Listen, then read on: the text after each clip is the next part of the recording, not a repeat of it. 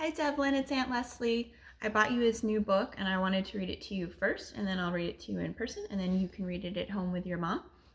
It's called I Had Trouble Getting to Solla, Sollew by Dr. Seuss.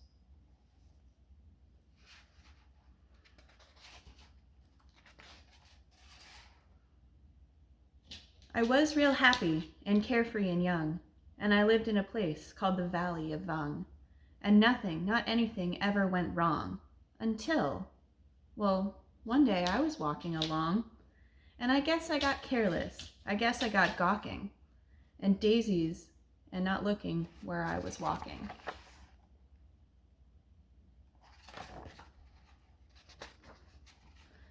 And that's how it started. Sock! What a shock! I stubbed my big toe on a very hard rock. And I flew through the air and I went for a sail, and I sprained the main bone in the tip of my tail.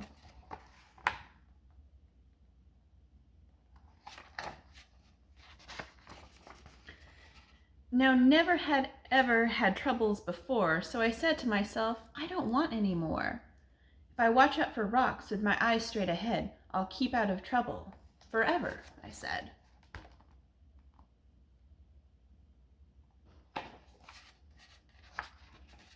But watching ahead, well, it just didn't work. I was watching those rocks, then I felt a hard jerk. A very fresh green-headed Quilligan quail sneaked up from in back and went after my tail.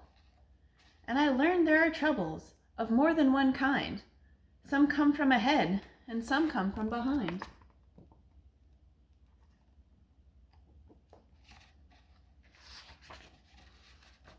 So I said to myself, now I'll just have to start to be twice as careful and be twice as smart.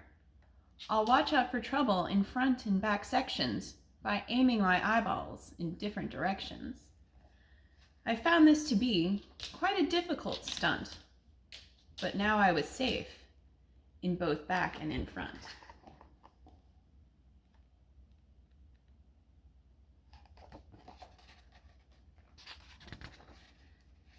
Then new troubles came from above and below, a scritch at my neck and a skrink at my toe. And now I was really in trouble, you know. The rocks and the quail and the scritch and the skrink. I had so many troubles, I just couldn't think.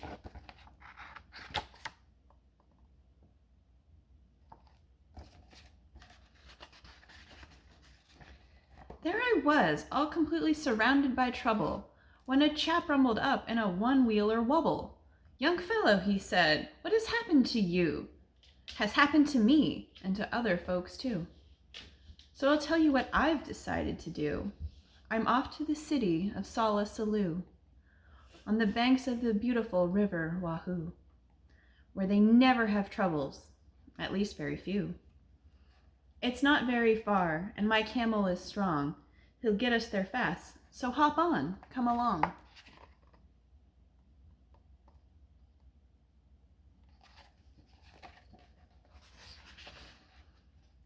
I jumped up behind him, then all through that day, the wubble wubbed on some wubblesome way. The road got more bumpy, more rocky, more tricky. By midnight, I'll tell you, my stomach felt icky. So I said, Mister, please, when do we get to that wonderful town? Are we almost there yet? Young fellow, he told me, don't start into stew. At sunrise, we'll drive into Solla, Sollew. And you'll have no more troubles. I promise, I do.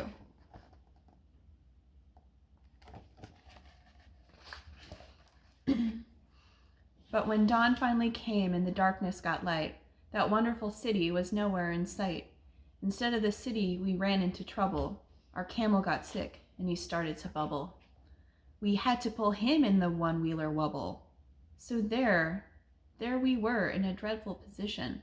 Our camel sure needed a camel physician. Now, doctors for camels are not often seen, especially on mountains. They're far, far between. But we pulled that old wubble and set out to find some doctor while dragging our camel behind.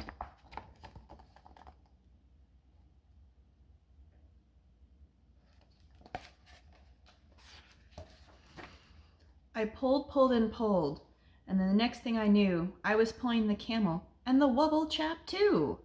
Now really, I thought, this is rather unfair, but he said, don't you stew, I am doing my share.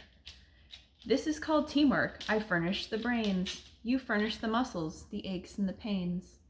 I'll pick the best roads, tell you just where to go, and then we'll find a good doctor more quickly, you know.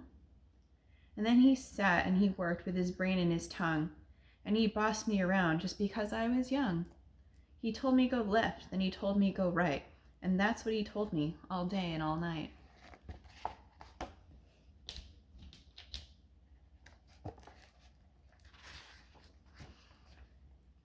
Next morning we located Dr. Sam Snell, who knew all about tonsils and camels as well. Our camel, he said, had a bad case of gleeks and should lie flat in bed for at least 20 weeks. I was tired, how I wanted to crawl in that bed, but the wobble chap sent me away and he said, your troubles are practically all at an end. Just run down that hill and around the next bend. You'll come upon the Happy Way bus route, my friend. The Happy Way bus leaves at 4:42 and will take you directly to Solla, Sollew, on the banks of the beautiful river Wahoo, where they never have troubles, at least very few.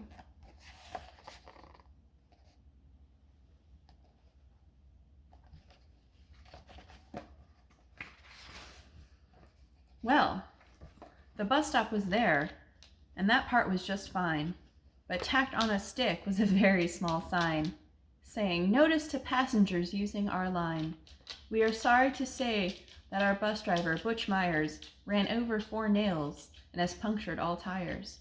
So until further notice, the 442 cannot possibly take you to Solla, Sollew. But I wish you the most pleasant journey by feet. Signed, Bus Line President, Horace P. Sweet. And so I went by feet, thanks to Horace P. Sweet. And that Horace P. Sweet almost ruined my feet.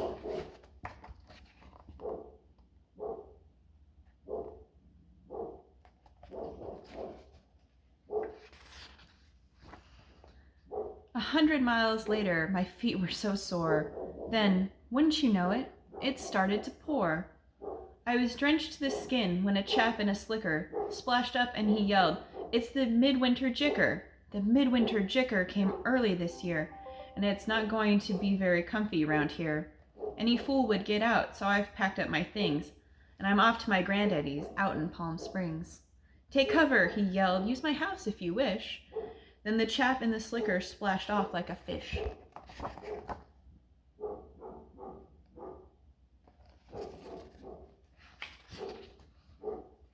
I ran in the house, and I fell in a heap. I needed my rest, but I just couldn't sleep. Did you ever sleep when your feet were like ice, with a family of owls and a family of mice? I listened all night to the growls and the yowls, and the chattering teeth of those mice and those owls, while the midwinter jicker howled horrible howls. I tossed and I flipped, and I flopped and I flepped. It was 5:15 when I finally slept.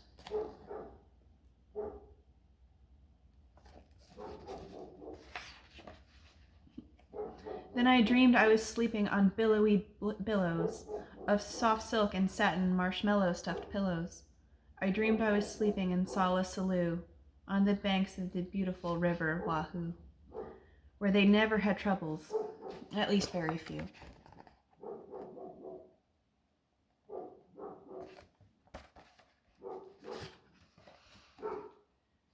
Then I woke up, and it just wasn't true. I was crashing downhill in a flubbulous flood, with suds in my eyes and my mouth full of mud, and my nose full of water and my ears full of shrieks of the owls flying off with the mice on their beaks.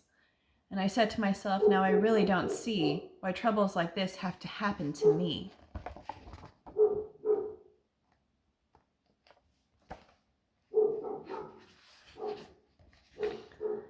I floated 12 days without toothpaste or soap. I practically almost had given up hope, when someone up high shouted, "Here, catch the rope." Then I knew that my troubles had come to an end, and I climbed up the rope calling, "Thank you, my friend."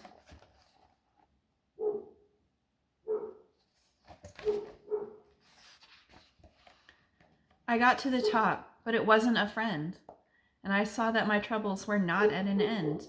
A big man on a horse scared me out of my wits. He bellowed, "I'm General Genghis Khan Schmitz. There's a war going on, and it's time that you knew. Every lad in this land has his duty to do. We're marching to battle. We need you, my boy. We're about to attack. We're about to destroy the perilous Poozer of Pamplemousse Pass. So get into line. You're a private, first class."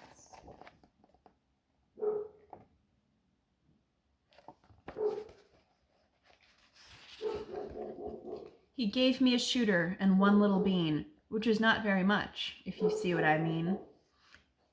Then he yelled, "Get that Poozer, attack without fear. The glorious moment of victory is near." And the glorious general led the advance, with a glorious swish of his sword and his lance, and a glorious clank of his tin-plated pants.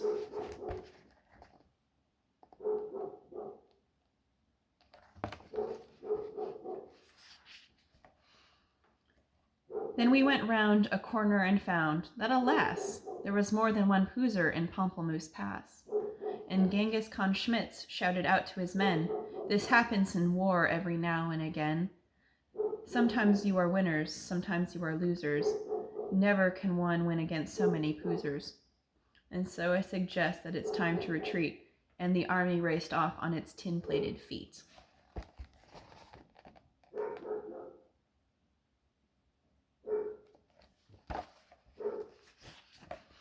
There I was, with more Poozers than I'd ever seen. There I was, with my shooter and only one bean. There I was, and I thought, will I ever get through to the wonderful city of Solla, Sollew, on the banks of the beautiful river Wahoo, where they never have troubles, at least very few?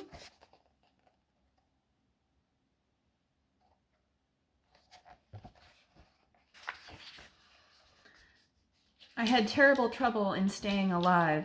Then I saw an old pipe that said vent number 5, but I didn't have time to find out what that meant.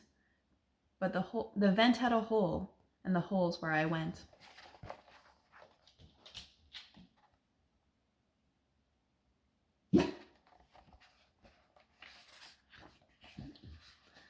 Well, that vent where I went was sort of a funnel that led me down into a frightfully black tunnel. The traffic down there was a mess, I must say, with billions of birds going all the wrong way. They bumped me with bikes, they banged me with dishes. I ran into ladders, beds, bottles, and fishes.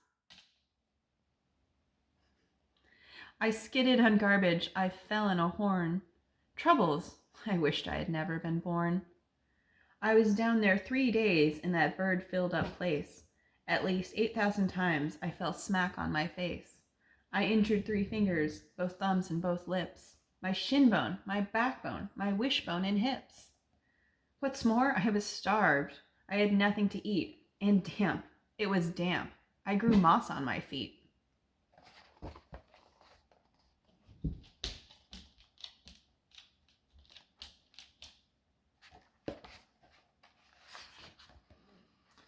Then, just when I thought I could stand it no more, by chance I discovered a tiny trapdoor. I popped my head out. The great sky was blue. The great sky was sky blue.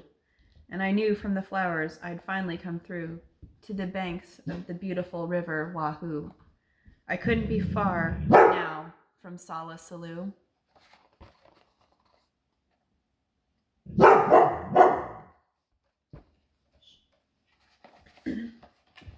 That's your cousin Rue. There it was, with its glittering towers in the air. I'd made it. I'd done it. At last I was there.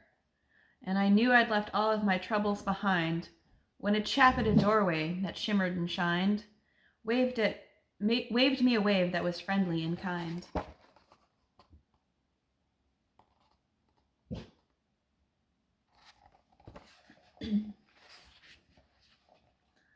"Welcome," he said as he gave me his hand. "Welcome, my son, to this beautiful land.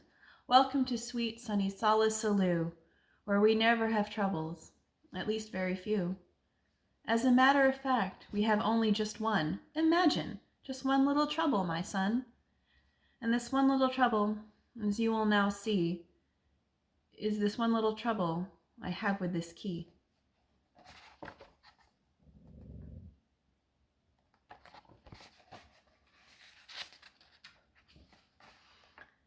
There is only one door into Sollew, and we have a key-slapping slipard, we do.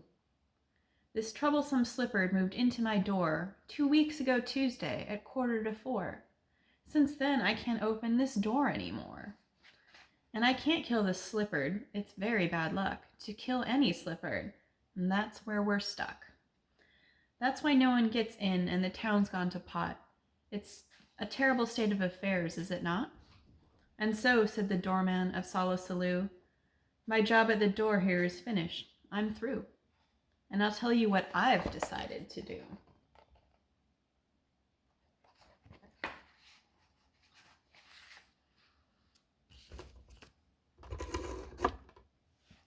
I'm leaving, he said, leaving Sollew on the banks of the beautiful river Wahoo, where we never have troubles, at least very few. And I'm off to the city of Bula-Boo-Ball, on the banks of the beautiful river Woo-Wall, where they never have troubles, no troubles at all.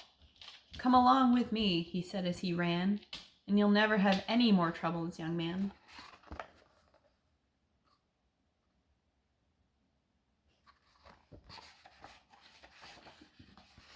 I'd have no more troubles. That's what the man said. So I started to go, but I didn't. Instead, I did some quick thinking inside of my head.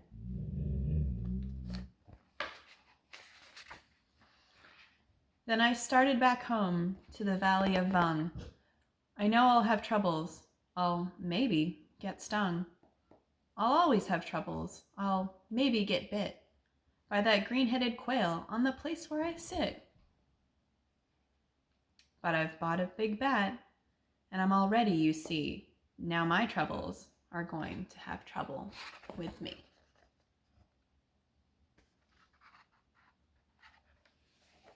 The end.